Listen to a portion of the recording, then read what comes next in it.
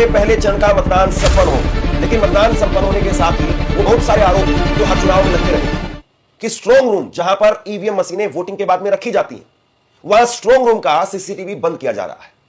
आधी रात को पिकअप गाड़ी वो घुसती है और अभी तो 6 तारीख को वोटिंग हुई थी, आज 8 तारीख है, यानी ये 2 ही रात बीच में जो बीती है और इस बीच में सीसीटीवी बंद होने के ये आरोप, ये शिकायतें फिर से लगने लगी। एक बार जरा ये तस्वीर देखिए आप। आरजेडी ने ये तस्वीरें शेयर की हैं और ये तस्वीर शेयर करके आरजेडी की तरफ से, वीडियो शेयर करके आरजेडी की तरफ से आरोप लगाया गया है कि अलग अलग विधानसभाओं का सीसीटीवी वो बंद किया जा रहा है।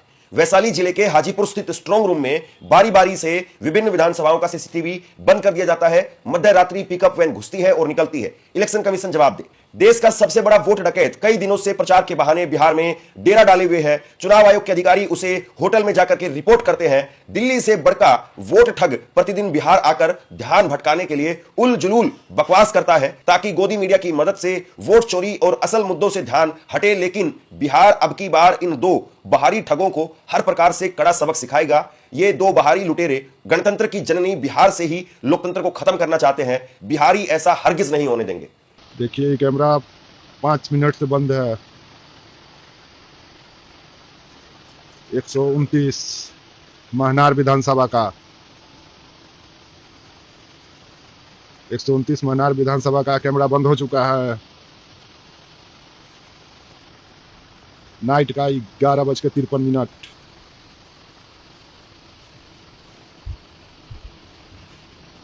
देखिए भाई, बड़ा खेल हो रहा है।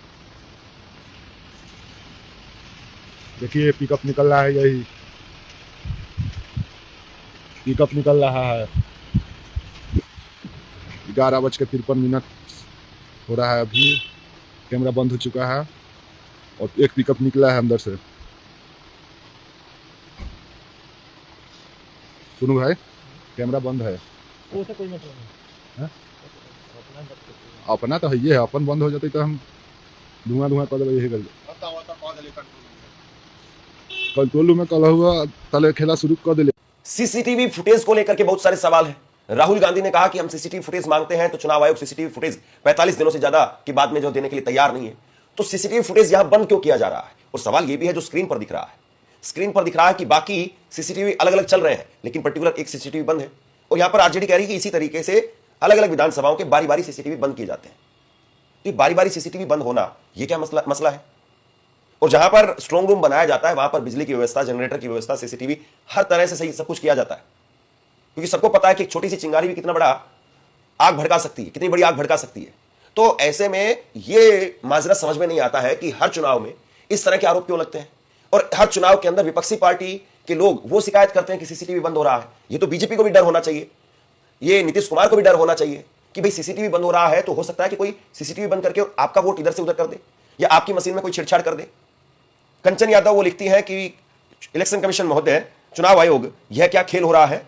एक एक करके सीसीटीवी कैमरा क्यों बंद हो रहा है? क्या इसी वजह से 45 दिन के बाद में सीसीटीवी कैमरा की फुटेज नहीं देते हैं?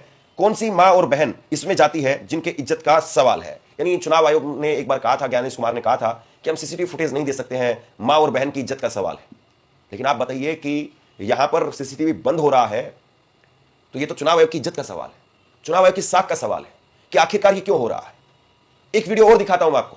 लालगंज से शिवानी शुक्ला, वो उम्मीदवार है वहां पर, और वो कह रही कि सब कुछ ठीक चल रहा है, लेकिन जो अधिकारी हैं, स्थानीय अधिकारी हैं जो वोट करवा रहे हैं, वो कह रहे हैं कि नहीं, यहां तो मशीन बदलनी पड़ेगी। मेरे पास आपका नंबर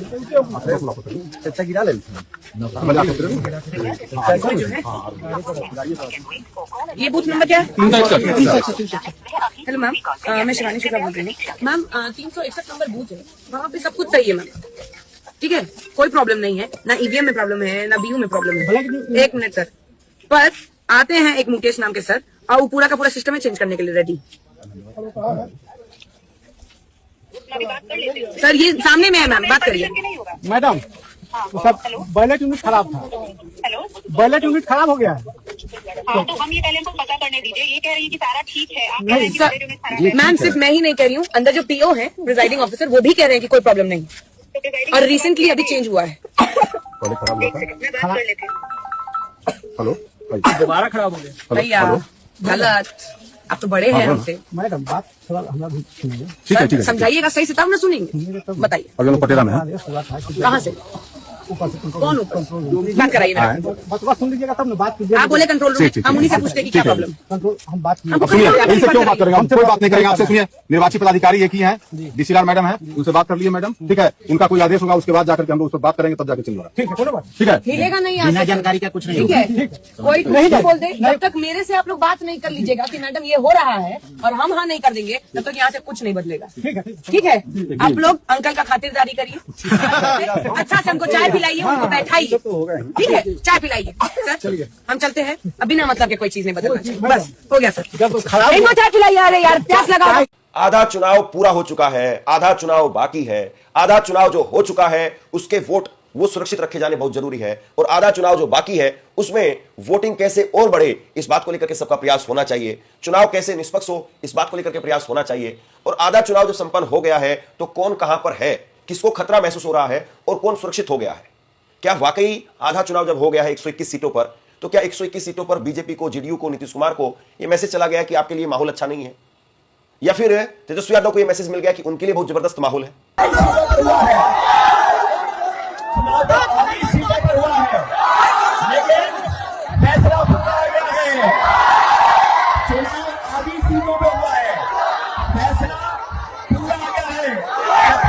जनता ने अपना नौजवान मुख्यमंत्री तेजस्वी यादव जी को तय कर दिया। आपसे कुछ कहना चाहता हूं। आज के वक्त में पत्रकारिता करना कितना मुश्किल काम है, लेकिन अगर ऐसे में भी कोई आपकी खबर दिखा रहा है, कोई आपके मुद्दे पर बात कर रहा है, तो आपको भी उसका साथ देना चाहिए। अगर आपको लगता है कि मेरी पत्रकारिता सही है, मैं आपके लिए आपकी खबर वो दिखा रहा हूं, तो ऐसे में आप मेरा सहयोग कीजिए। आप इस वीडियो को जब लाइक करेंगे तो लाइक के साथ में ही एक थैंक्स का बटन आपको दिखाई देगा। उस थैंक्स के बटन पर आप क्लिक कीजिए और जो भी सहयोग राशि दे सकते हैं वो दीजिए।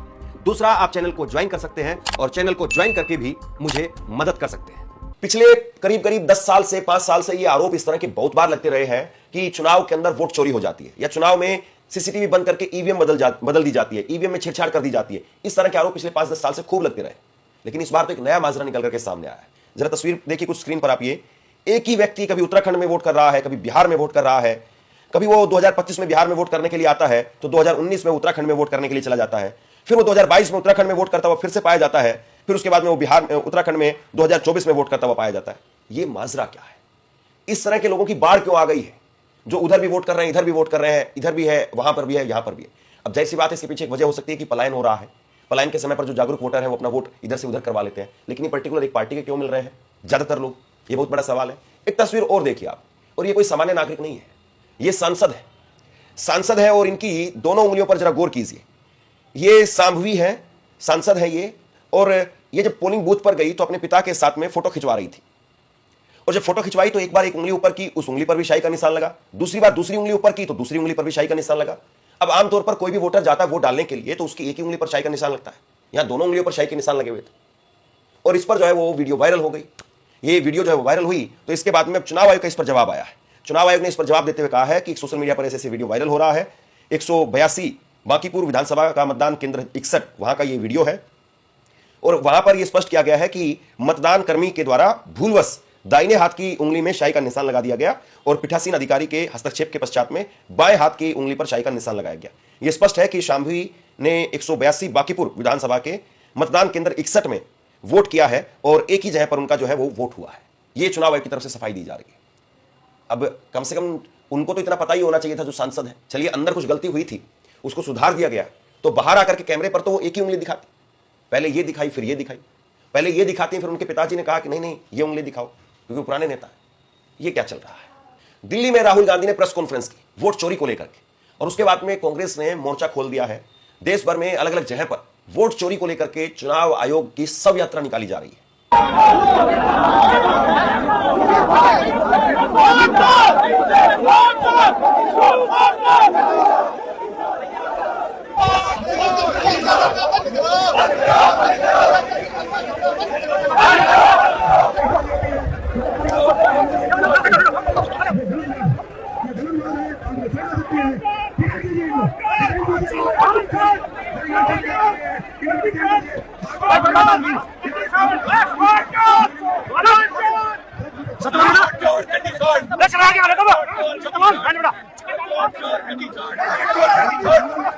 Let's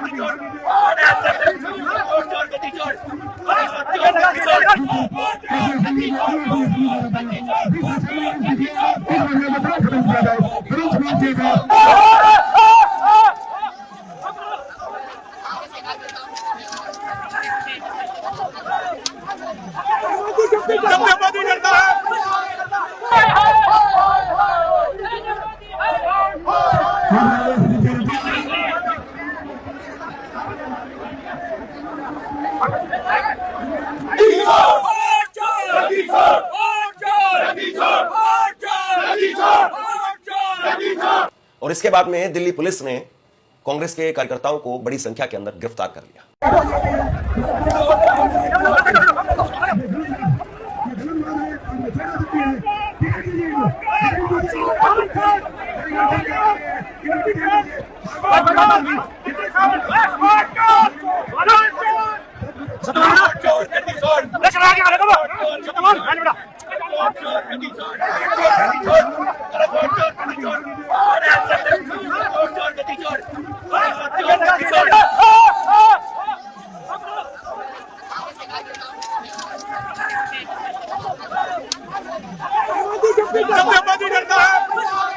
बिहार का चुनाव बहुत इंपॉर्टेंट है। वैसे तो हर चुनाव इंपॉर्टेंट होता है, लेकिन बिहार का चुनाव इस बार कुछ खास दिखाई दे रहा है और इसके पीछे वजह है एसआईआर की जो प्रक्रिया हुई है उसका आखिरी रिजल्ट कम से कम चुनाव के नतीजों के बाद में एक तरीके से तय हो पाएगा कि एसआईआर का इस चुनाव पर क्या असर पड़ा।